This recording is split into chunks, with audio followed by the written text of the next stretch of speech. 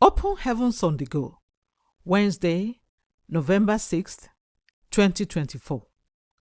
Topic: Harden not your heart, Part 2. Memory verse: Jeremiah 31:18.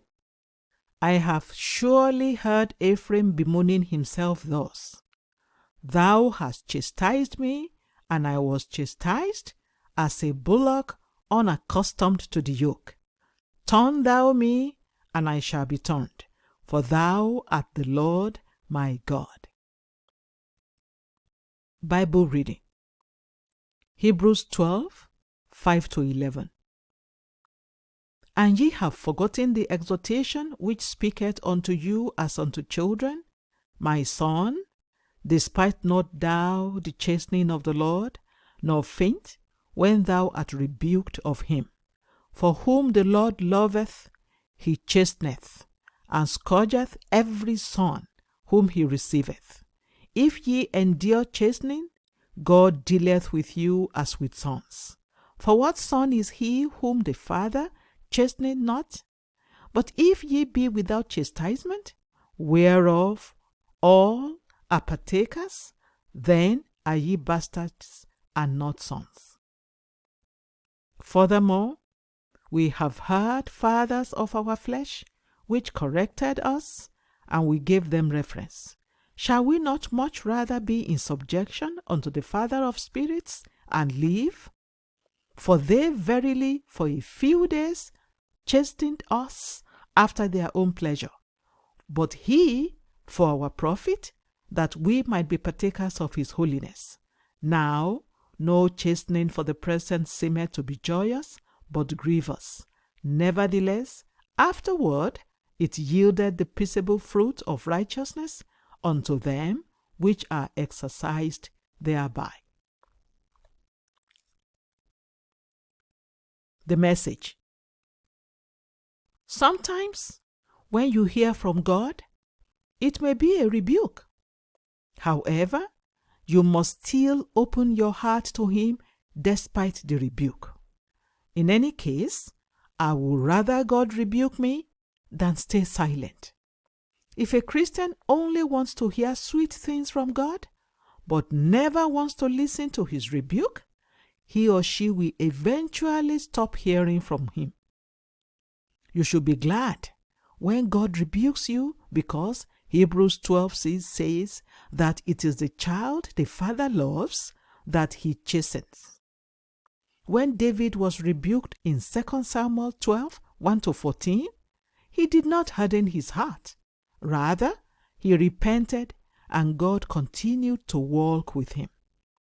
How do you react when you hear a rebuke from your pastor? Do you harden your heart, or do you make amends immediately?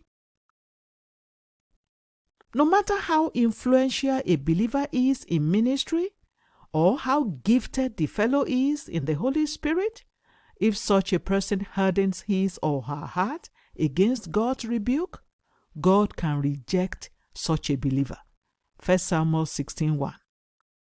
Psalm 51:17 says, The sacrifices of God are a broken spirit. A broken and a contrite heart, O God, thou wilt not despise. If you want God to keep walking with you and speaking to you, you need to have a broken spirit and a contrite heart. God is not moved by mere religious activity. He is most interested in a relationship with you.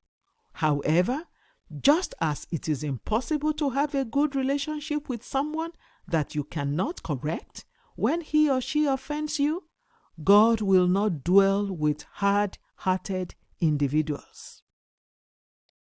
He said in Isaiah 57:15, For thus saith the high and lofty one that inhabiteth eternity, whose name is holy.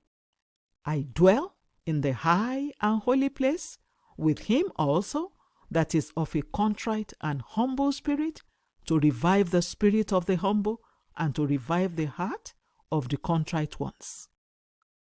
Beloved, when God rebukes you, whether through his word, a fellow believer, or directly by himself, never harden your heart. Hardening your heart against his rebuke will only lead to destruction, as we see in Proverbs 29:1. He that being often reproved hardeneth his neck shall suddenly be destroyed, and that without remedy. Do not despise rebuke from God.